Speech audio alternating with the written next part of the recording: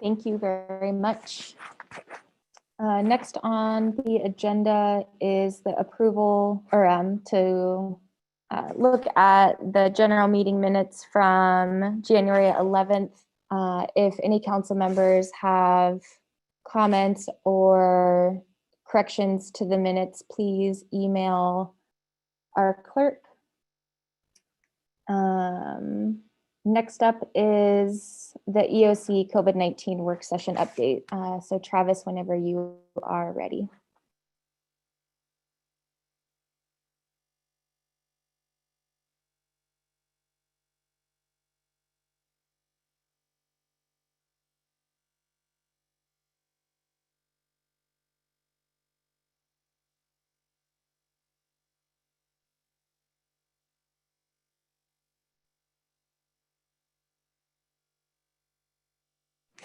Hey, Travis, I see that you're unmuted. I don't know if you're speaking, but we can't hear you.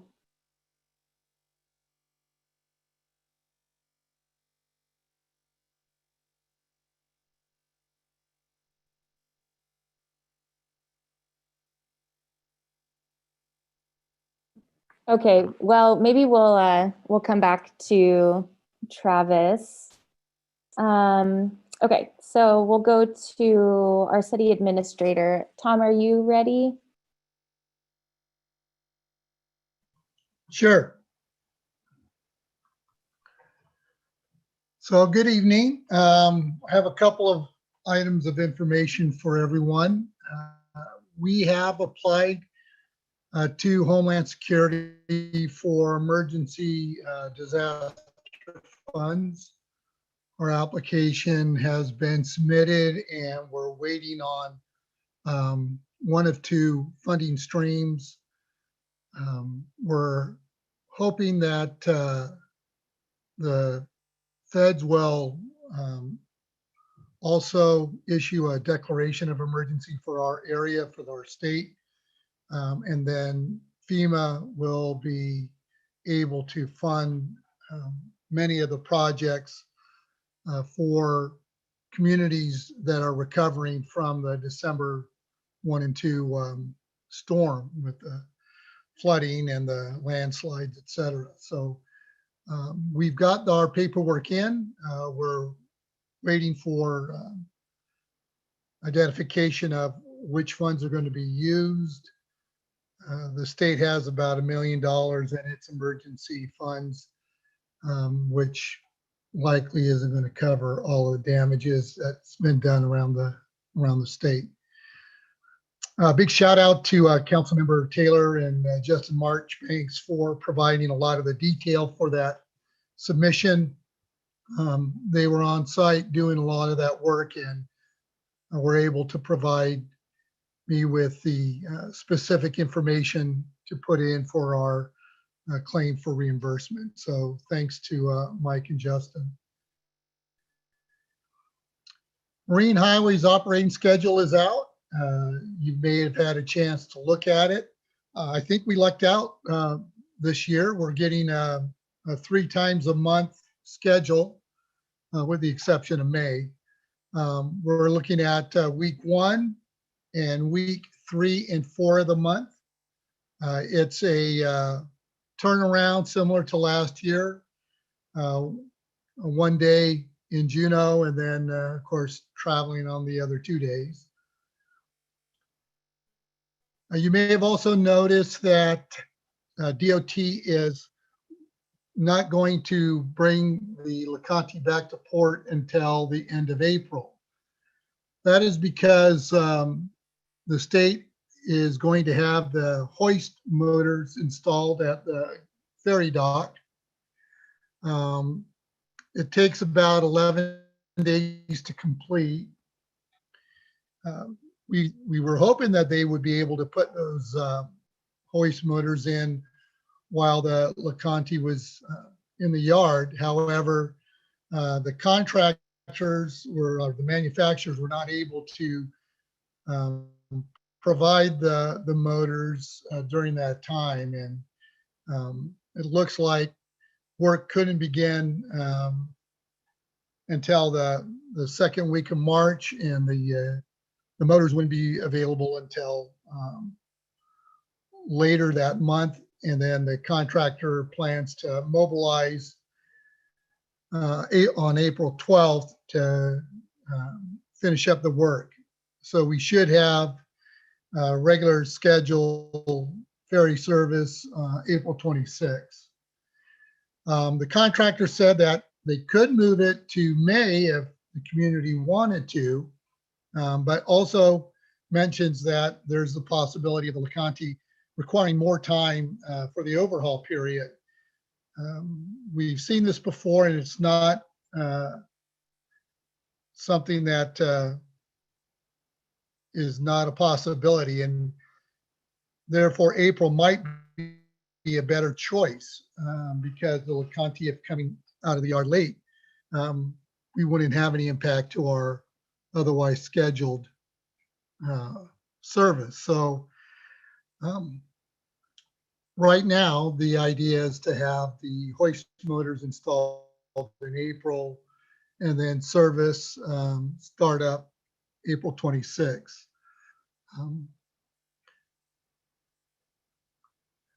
We had the boat launch at the Salmon River Small Boat Harbor. Work has been completed. We mentioned that last month during the general meeting. There's some photographs here of the work that was done. Again, a big shout out to Ben Sadler, our Marine Facilities Coordinator, and Justin Marchbanks for getting the work turned around quickly. And again, a big thanks to Councilmember Taylor for getting the permitting work done so that we could get the work at the launch done prior to season starting. So L3 Harris has requested a lease of city property over by the airport where you see the communication towers. They're looking to co-locate some dishes with ACS, but needs a space to put in a cabinet to hold batteries and other utility equipment. We were proposing to provide them the lease at about $630 a year. The area you can see there is relatively small. They would need an access easement to get to their cabinets. We don't see where that would be an impact to future use of the rest of that property. So if there's any objections or concerns about that, please let us know so that we can address that. Otherwise, we're looking at drafting up the lease and getting it to the mayor and off to L3 Harris so that they can finish up their reviews of the lease and have this ready for springtime. That's all I have to report on unless there's some questions. Thanks, Tom. Any council questions for Tom on his report?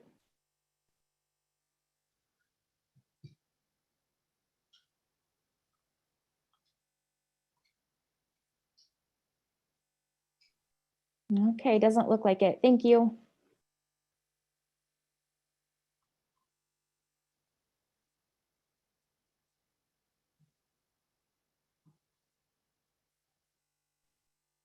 Okay, should we try again with Travis for his report? Are you there, Travis? I think I am this time. I switched to my phone. Excellent. We can hear you. Thank you.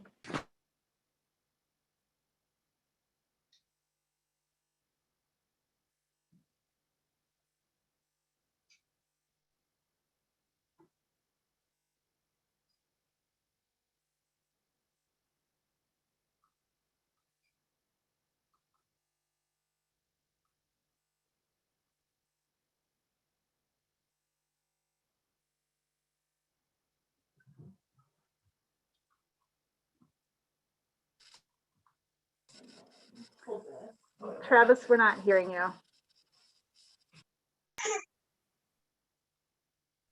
How about now? We got you You now. got me? Ooh, there you go. Well, anyways, I just want to thank everybody that showed up to the Good River Bed and Breakfast fire the other day. That was a huge workload that was added to my tasks of stuff. So I want to thank everybody that's helped out through that process and getting that going, and all the volunteers that's helped them getting that back and going. So that's pretty sweet. On to COVID stuff. I just want to, I sent out, I think, what I've considered one of my better newsletters of the week with a lot of good information in there. The one thing that I can add is Search gave me their numbers today on testing. We've tested 1,750 people total. As of right now, there's no test pending unless you've tested on it since Friday. There hasn't been a flight out since then. So, and 9 positive people through the Search number, which is 12 total for us all together. So anyways, that's the total testing number. If you guys read through my report, I've been working with the state since the last little outbreak that we had on trying to round up some more equipment to help Search. And anyways, I've and just got the last little part of the paperwork verified today that the city fire department will be getting a rapid test machine and some antigen testing, along with all the testing supplies that it'll take to run that. I've proposed to doing it as a backup for the Search facility when we have outbreaks and we're trying to close contact people, test close contacts, and also to test students for traveling for sports programs and coming back, or any extracurricular activities that are going on. I proposed to do 20 people 3 times a week, but I'll be working with Dr. Liz Olson, who kind of oversees the school testing, but all the school Smart Start plans and all of that stuff. She oversees the guidance on those. So I'm going to work with her over the next coming week or so as the machine's getting shipped here to get that into service, which is going to be pretty good. Also on the testing scene is that I heard in one of my meetings that the state is working on a program right now to run through Department of Public Health, through the public health nurses. It'll be a reimbursable program for jurisdictions to get into, where we could do asymptomatic testing and set up a program to do that as well. So there's a lot of testing capabilities that are going to be coming into the town here in the near future. So we should be getting back up on our numbers of having lots of tests going through. So while we're talking about testing, the state numbers you guys have noticed are really low lately, 8,500 and stuff like that. Just if you guys look on the other end of it on how many tests that we're running throughout the state, we were running about 10 to 11,000 per day at the peak of it at the end of November, and we're running just below 4,000 tests per day now. So the numbers aren't what we're not testing the same amount of people in the state that we were once. So something I wanted to add in there. Vaccines have been going through the community. Roughly about 150 people have had their second dose or first dose of vaccine, and about 105 of us have had a second dose of our vaccine. The second dose for the other 100 people come in, I think we're doing that on the 10th, if I remember right off the top of my head. And we have rumor that we might be getting a extra 50 doses on top of that to also distribute that day. So Lisa and the clinic staff are working on the list and all of the people that are on that to prioritize those people. The way that works, if you didn't read this again, is that there's a tier system that the state has, and then Search kind of has their own sub-tier system inside of that. They kind of do their own thing a little bit, but it's really similar to the states. They just have a few subcategories. But anyways, as people sign up, they get classified into a tier. Healthcare workers and frontline workers are kind of higher up on the list. So as more of those people sign up, they get bumped up. So this next 50 doses, I know of maybe 3 or 4 doses of some people that fall into the first tier are going to get those. And then we go down to number 2s and 3s and 4s and so on. We've got, last I looked, we had about 175 to 200 people left that are on the list that still want a vaccine. So that's pretty good. We'll have a huge number of our population vaccinated here shortly that want it. And the last thing I just want to add to that is still to this date, the science doesn't say that once you're vaccinated that you can stop wearing your mask or stop social distancing. You're still a carrier of it. You just reduce the symptoms or stop the disease from happening to you. There is some science out there that's suggesting otherwise, but until that's proven, we're not going to go that route yet. So anyways, thanks to everybody that's been helping out in the vaccines and doing everything else to help COVID be reduced to a very small number here. I was speaking to Dr. Liz Olson the other day in one of our meetings. I've had her in a couple meetings recently with the school and with also a small one with just some city staff. She was very pleased to hear that we've still only have 12 cases in our community and said, keep up the good work in our town. So she thought that was pretty awesome that we're still this low. Anyways, if you have any questions, I'm here.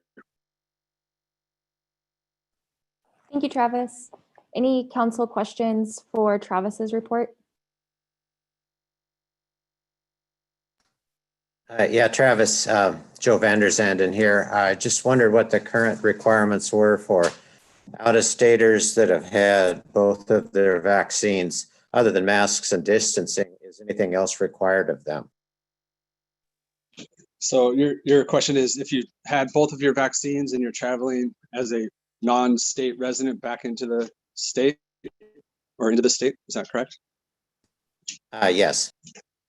You still have to have negative test results 72 hours prior to coming in, and follow that whole thing. Like I said, you're still a carrier of the COVID disease, I guess, or of the virus. So you can still spread it to somebody else that hasn't been vaccinated or isn't wearing their mask or following the wonderful mitigation procedures set by our state. Does that answer that? Yeah, I think so. Yes. Thank you. And there's, just to add to that, Joe, in all of my airport meetings I have about the point of entry testing, it's talked about all the time, but there's nothing in the works of changing that in the immediate future. We're waiting to see what the science says on what the vaccine will actually do before they make any bold jumps into just opening up the state as normal.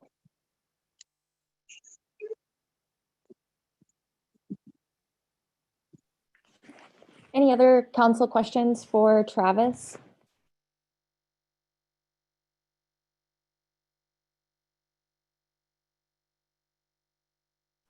Councilmember Clark, go ahead. Travis, maybe I misheard you. By getting the shot, it makes you a carrier. Is that correct? Kind of, yes. So it doesn't make you a carrier. What it does is it only stops the symptoms. It reduces the symptoms or stops you from having the symptoms of the virus. It doesn't stop you from catching the virus and passing it on to anybody else. There aren't any respiratory vaccines similar to the flu shot that actually do that. The flu shot does the same thing. You still just block the symptoms from your body and you still could pass it on to people without you knowing you had it. Will the second shot mitigate that? Do we know that? The science is not saying that yet, but they are studying it. One thing that I have read on mainstream news, and our epidemiologist, Joe McLaughlin, has been talking about it for, I would say, close to 3 weeks now, is that what they are seeing is that at least in the Pfizer and the Moderna technology is really similar to the Pfizer. They're just 2 to 3 weeks behind on their studies because that's just where they entered the process. The Pfizer study showed that it creates 20% more antibodies after the second shot and your 2 weeks of building the antibodies. You create 20% more antibodies, fully healthy immune system, than you would by catching the virus, the real virus. They think, and they're studying, that will stop the transmission of the virus, but it's not out there yet. Our epidemiologist has said this would be the first respiratory vaccine ever to do something like this. And maybe the first, I think he said it was the first vaccine since polio to do this. Thank you.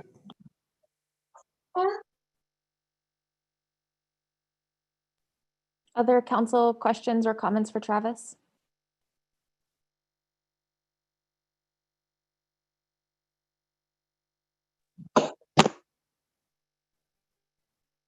Okay. Thanks, Travis. Next is our city clerk's public outreach update. Thank you. So one of the big goals for the council was to improve our outreach to the public, and we've been working on that. So in addition to our usual outreach sites at our local bulletin boards at the city hall, post office, and library, and our website and the news group, we've launched the city hall as well as the Emergency Operations Center Facebook pages on January 18th. And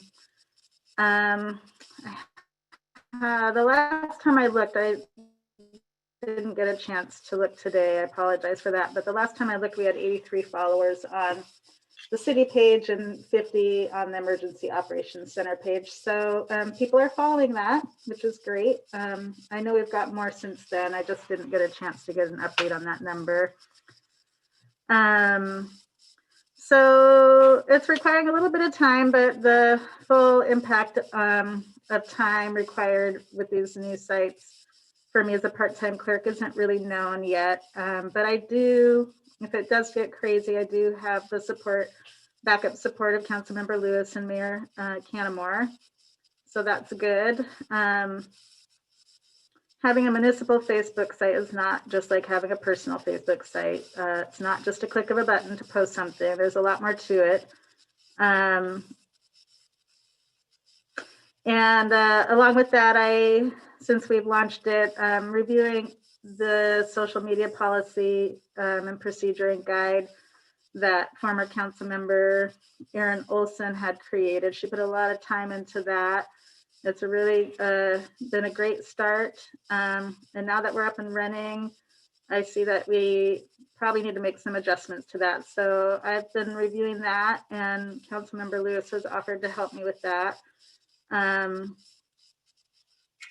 We also have an archive company that archives everything on all 3 of our Facebook sites, including the library, called Archive Social. And everything's being archived at this point, but there's some other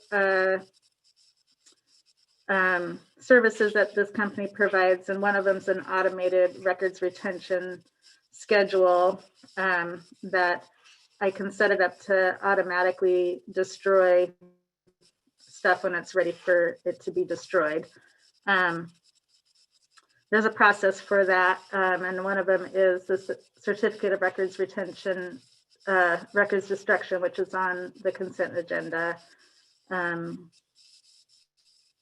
And I can set it up to do that automatically, but I found when I was trying to set that up that there's a few problems with our records retention schedule. It doesn't really match for social media stuff, so we might have to make some changes in that in order to make that part of the services that Archive Social provides work. The news group with the little note that we put into people's stimulus package for the community worked really good. We're reaching over 525 people at this point. So anytime we send something out on our news group email, it's going out to 525 plus people. And the last update I have is the bulletin boards, the new bulletin boards at the library and the city hall. They're still a work in progress. The cork that we initially installed in there is bubbling, and so it makes it a little hard for it to work. And we have new cork that's coming that will hopefully hold up better. And that's all I have. I just wanted to give you guys an update on all that's happened in the last month, and let you know that we are getting the word out there to the people in different ways now, and hopefully that's helpful. If you guys have any questions, that'd be great. I'd be happy to answer.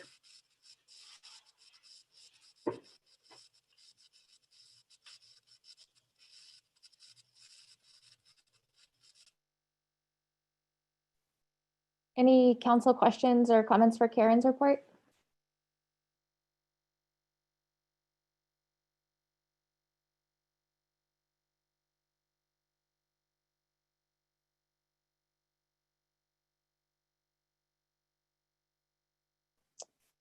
Okay, I did a little browse while Karen was giving her report. There are currently 79 people who like the city Facebook page and 90 followers. So if you are listening and you haven't jumped on that yet, take a look. Karen and Councilmember Lewis put a lot of good hard work into it, and it looks really nice. So go check it out if you're on Facebook.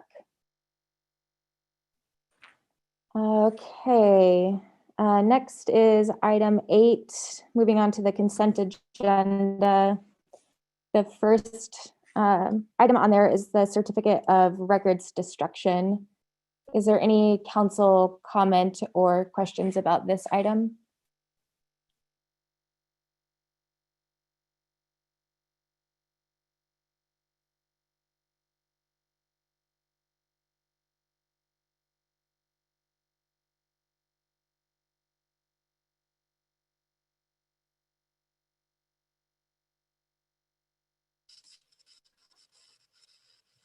I just have one little comment to add to this certificate here. If I get a chance, I may add more items to this. So when you get your official general meeting packet, it may look just a little bit different than this if I have more items to add.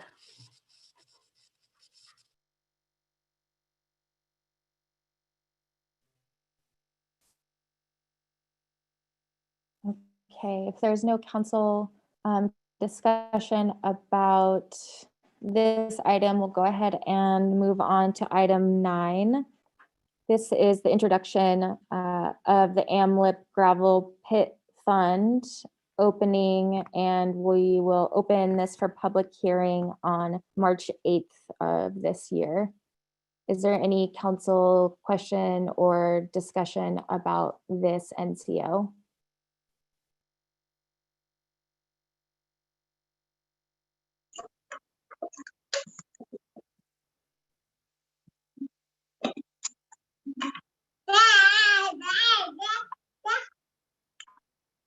Travis, did you want to add something? Nope, sorry. My finger got a little antsy.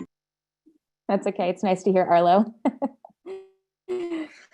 Okay, so no council discussion on this NCO to be introduced next month, or yeah, I guess that is next month, March, gosh.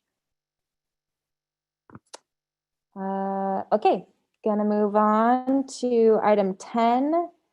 This NCO is an introduction for the road maintenance budget, and we'll also have public hearing for this on March 8th. Any council discussion or question about this item?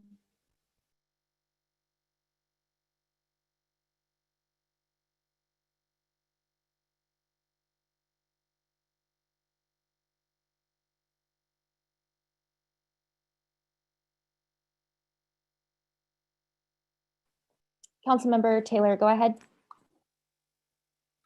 Yeah, I was just going to suggest that maybe Tom could comment on this. As I understand, we're setting this up in advance, expecting to get something out of our request to the state for assistance for the flood repairs. And we've just put this $75,000 in as a holding amount. Right now, we don't have the money in yet, and we would presumably get something that's different than $75,000. So we would amend the amount when it's, I guess, when it comes up in the general meeting for approval. Is that right, Tom? Did I get that correct? Thanks, Mike. Well, yeah, pretty much what we have is a situation because of the flooding that we exhausted our roads maintenance budget, and we need to move money into road maintenance now to be able to fund our normal routine kind of road maintenance issues like snow plowing and grading, et cetera. So we have to move this money over into our roads budget anyway. We're hoping that we'll receive reimbursement from the application that we submitted to Homeland Security and hopefully to FEMA. That will, those funds will offset this transfer of funds with this NCO. But we do need to move this, these funds over so that we can balance out our roads maintenance budget that's running in a deficit now. But this, this shows that the income, I mean, it's showing us income from the state. If we didn't get that, we would have to change that line to moving it from our AMLIP savings somewhere, I take it? Go ahead. Yeah, correct. We would, so we're going to move this money over, but because of the process taking 2 readings, we don't want to have to go that long without any money in our roads budget. So the expectation is that we'll get a check for our disaster funds for the flooding event, and we'll be able to put all the money that we've spent back into that account. Worst case scenario, that money doesn't come through. We're still transferring these funds over into roads so that we can continue with our road maintenance requirements. Thanks, that helps.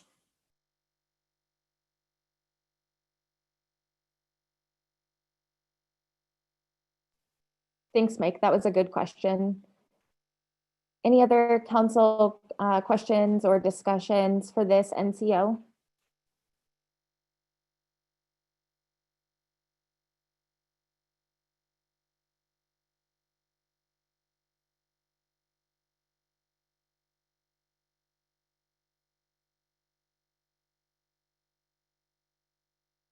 Okay, moving on from the consent agenda to item 11, which is under ordinance for public hearing. This item is FY 21-15 revisions of the city ordinance Title 5 dealing with elections. This was introduced on January 11th. And so this has been on our radar for a little while now.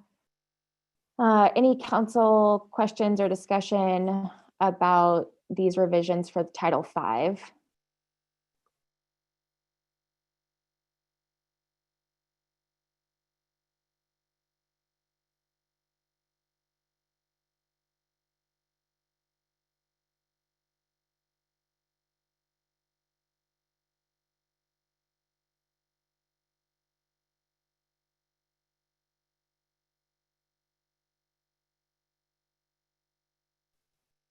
Okay, not seeing any.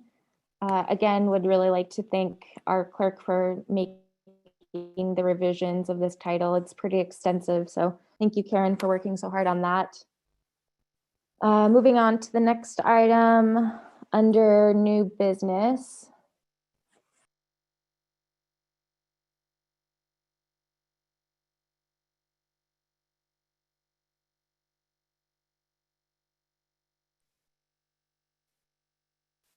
So this is dealing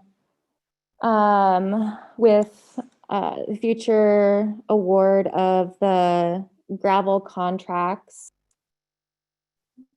We need the request into City Hall by February 8th, and then we will award these later on. Is there any question or council discussion or debate about this item?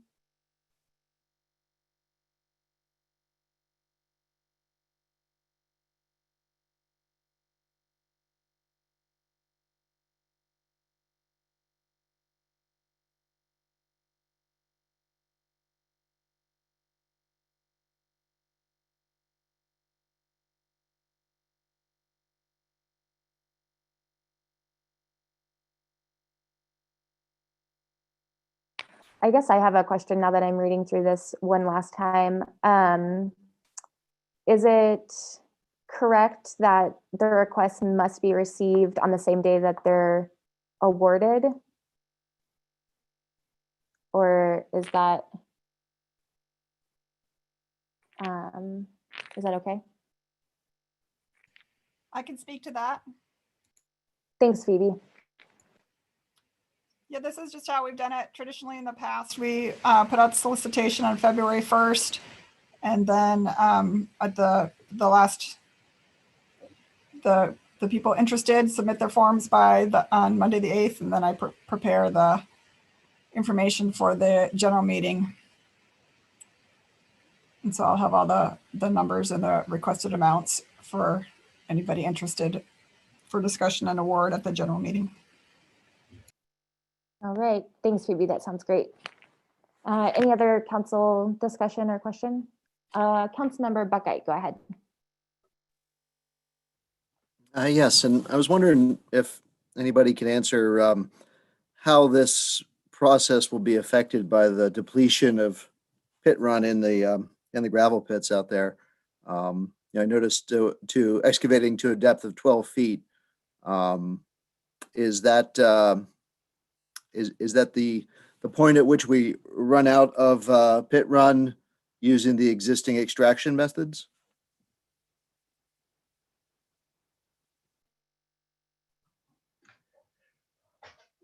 I can answer that for you, John. The depth is the limitation for the existing equipment to be able to access the material.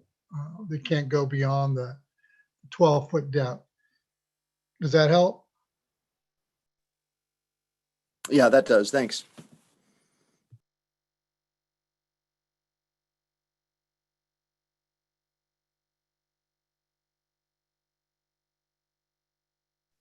Any further council discussion about this item?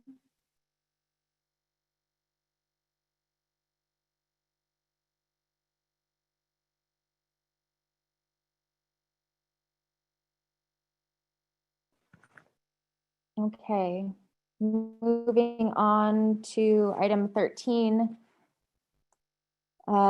This is a resolution providing for submission of capital improvement funding requests to the legislator.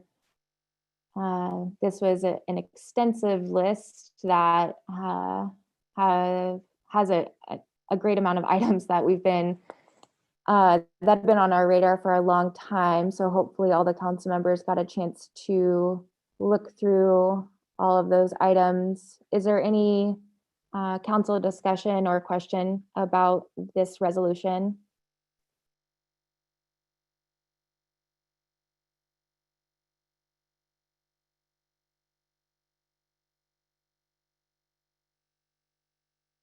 Phoebe, go ahead.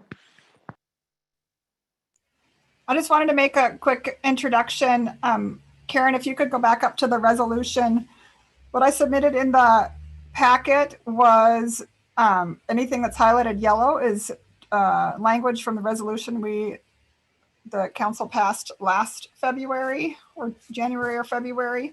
So those are the projects that I entered into the system for requesting capital projects from the state legislature. And so these projects have all have scoping. Let me back up. Anytime we're doing a capital project, before the project can proceed, a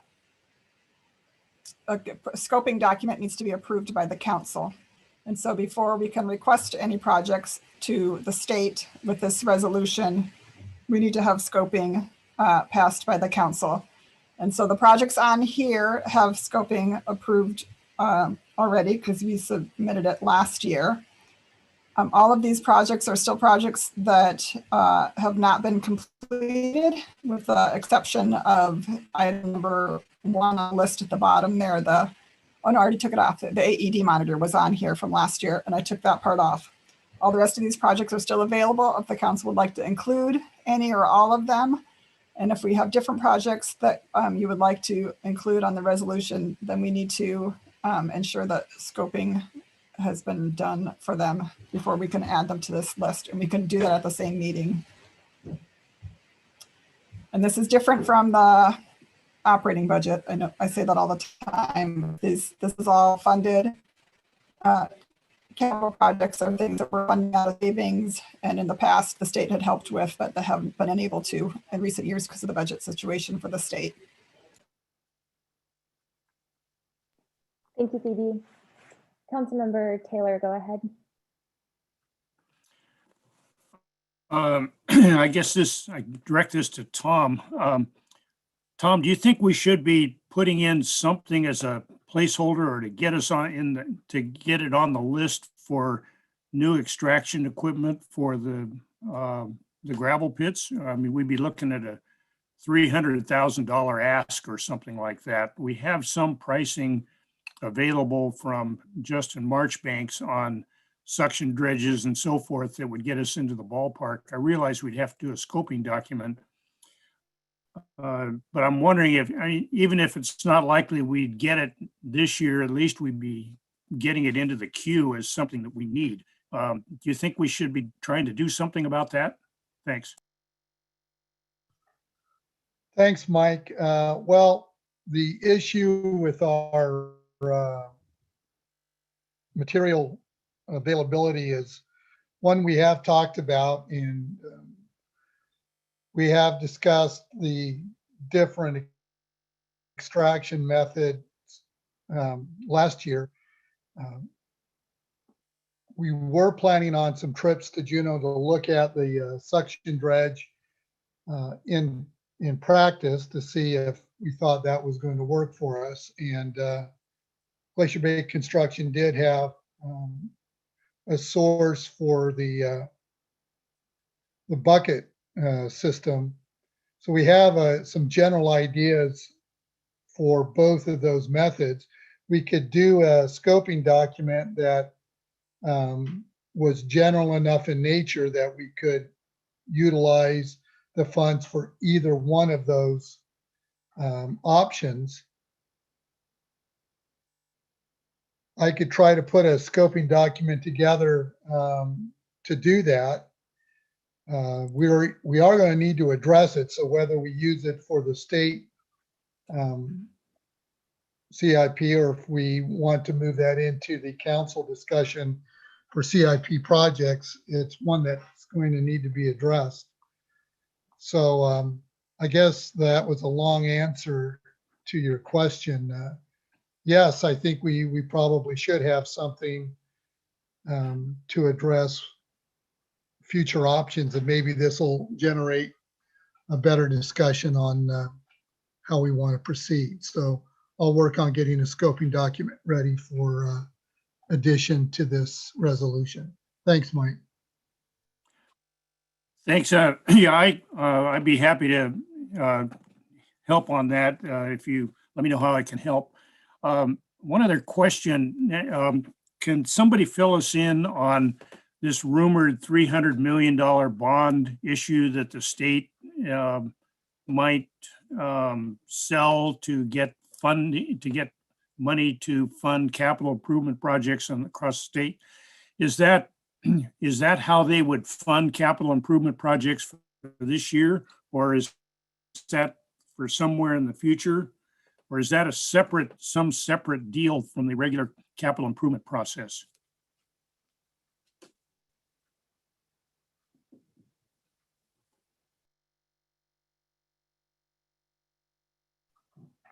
I was on an AML Zoom meeting where they talked about that being one of the avenues that the state was looking at because we're looking at a difficult revenue year given some of the federal actions in revoking permits and canceling some of the proposals for work up north. So I have not seen anything more concrete other than mentioning the bond as one avenue.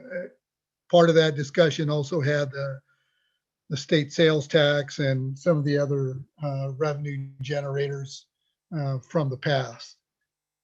Maybe somebody else has more concrete information. But that's all I've heard was from that AML Zoom meeting.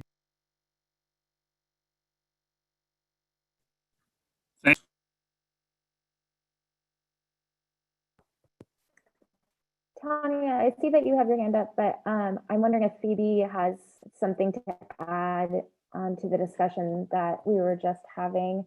Phoebe, do you want to add anything to what was just being said? Yes, thank you. The council passed scoping for gravel pit extraction on May 13th, 2019 for 500 grand. So if that document still looks appropriate, then we're already covered there, or it could be, but we do have one that's already passed for May of 2019. Excellent. Thank you, Phoebe. Councilmember Lewis, go for it. Yeah, thanks. I was just wondering, as far as, this list of 5 items that are on the resolution now, have we checked in with all our employees in the different departments? I mean, are these the priorities? Because the document that Phoebe sent out earlier had a lot of other things too, like a cistern and, just a lot of little stuff. And I'm just want to make sure, how do we make sure that these are still the priorities for the different departments?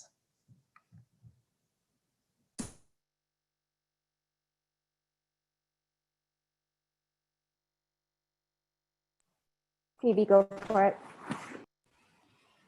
I sent out the old capital improvement plan from last year to the departments and asked for revisions and received very few. I began editing the last year's plan with moving things around. Some things were accomplished through CARES funds, including the cistern setup. So as far as I know, these are all, I know that, yes, looking at that list of 5, those are all still priorities. And I did not hear otherwise when I sought departmental input before bringing it to the council.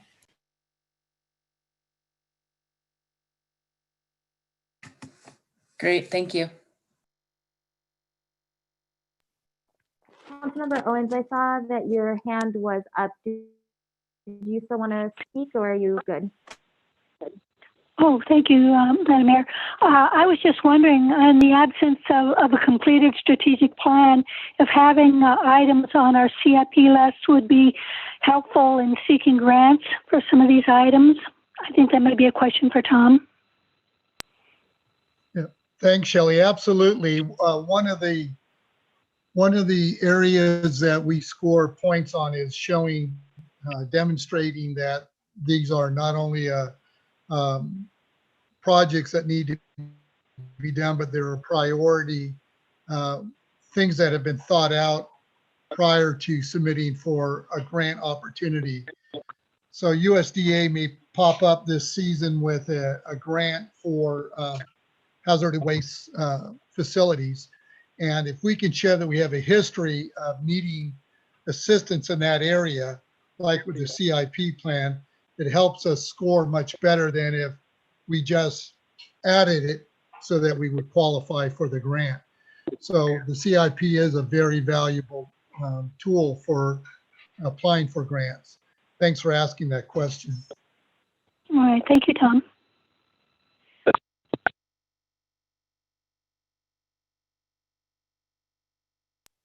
Is there any other council question or discussion for this resolution concerning CIPs?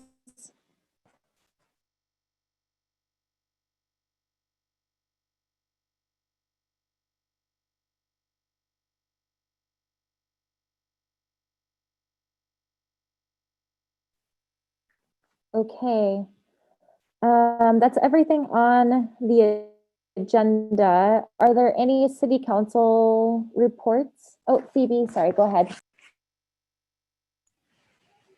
I just wanted to clarify, so I should add in a whereas for the gravel pit extraction, and then we'll leave the other 5 items on there. Is that the, I should prepare for the general meeting packet?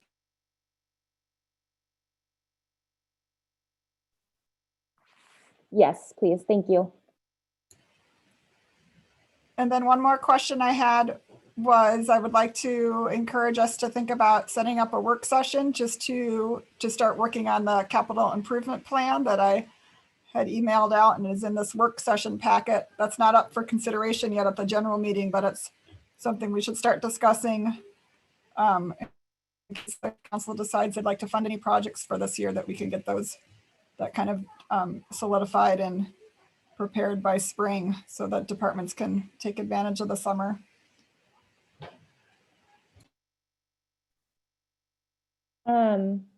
Is there, Phoebe, is there kind of a deadline for when you would like to have that work session? I'm wondering if we should try to schedule that tonight while we've got everybody here. There's not really a deadline yet. To the state, which is usually mid-February, although they haven't announced it yet. So that was what drove the resolution consideration. We could wait a few more weeks just because we seem to be getting more and more. The longer we wait, the more information we have financially. But then we're going to start getting involved in the budget process too here shortly. It'd be nice to have it on the agenda by April or May at the latest. You could set a date for later in February or push it off till March, but not beyond that would be my recommendation.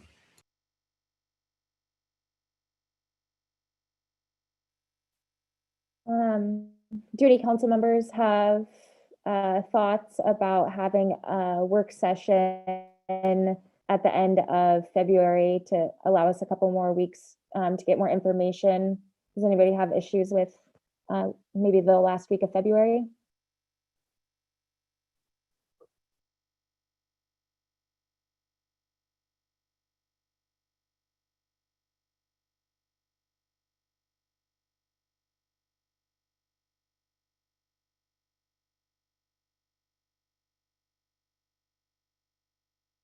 Okay, I'm gonna pick a day then. And how about the last Monday? I don't have a calendar pulled up. Maybe Karen can, the 22nd. Does anybody have issues with February 22nd at 5:30?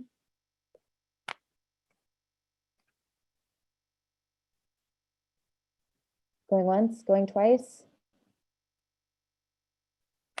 Okay, then we'll go ahead and schedule that meeting for February 22nd at 5:30. Does that sound good, Phoebe? Yes, thank you.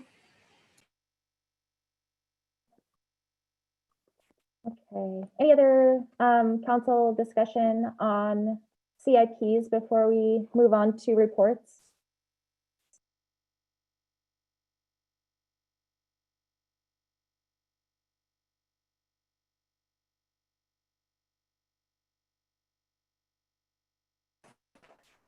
Alrighty, any council members have reports that they would like to share?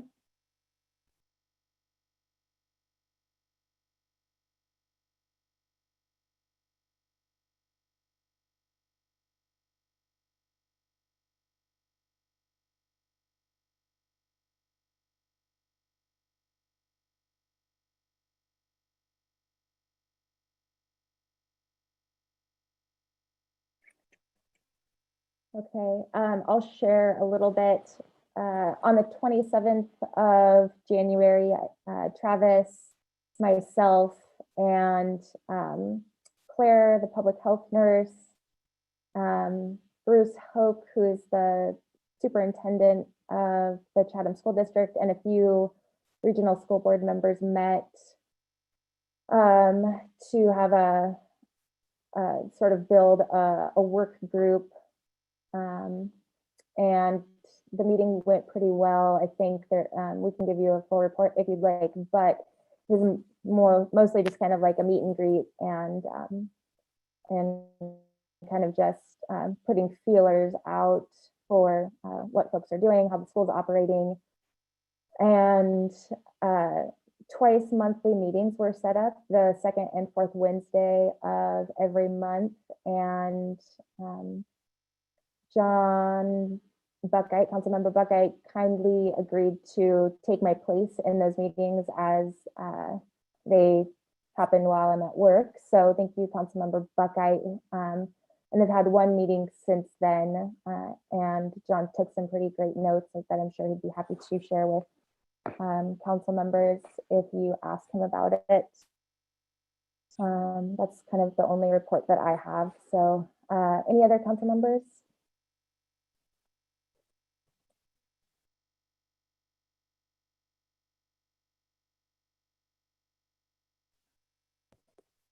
Go ahead, John. Thanks, Mayor.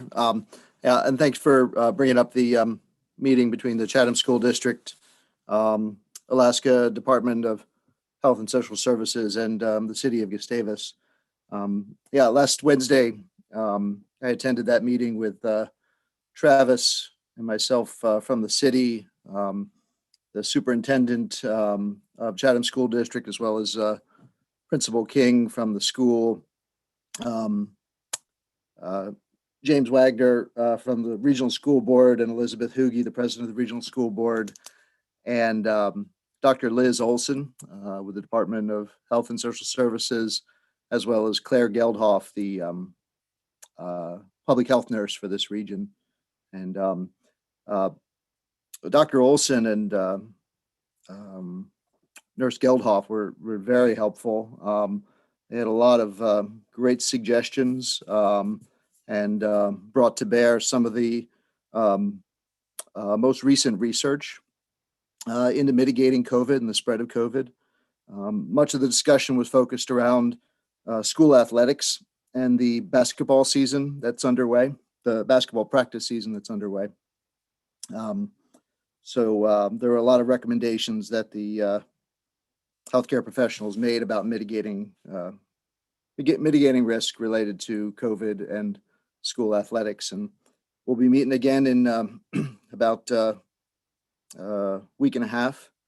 And yeah, if any of you have thoughts about that or anything like that, feel free to share it with Travis or myself. And if you are interested in those notes I took from the last meeting, I'm willing to share those as well.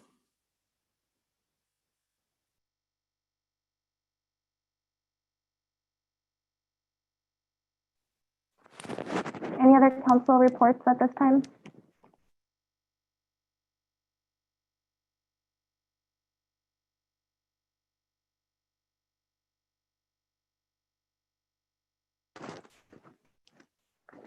Any council comments or questions?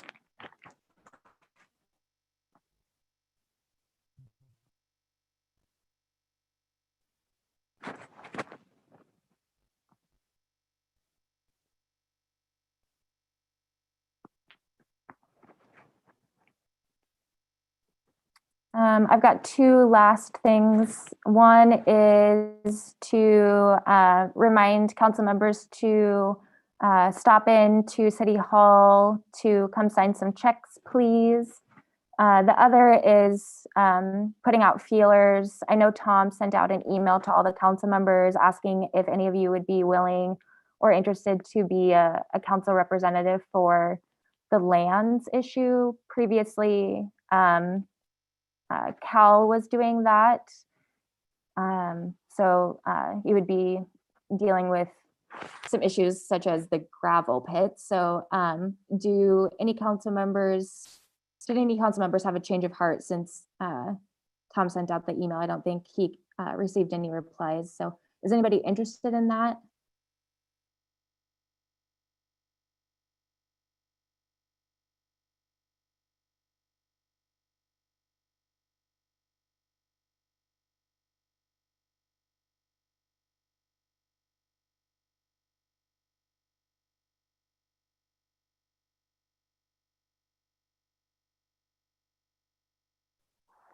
Okay, looks like it's you and me, Tom.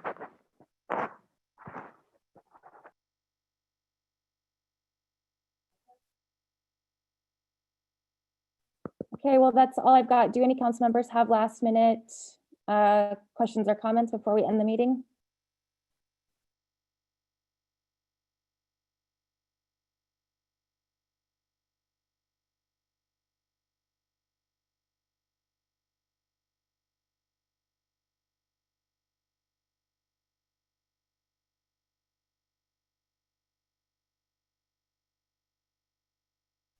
Okay, thanks, everybody. Have a good night.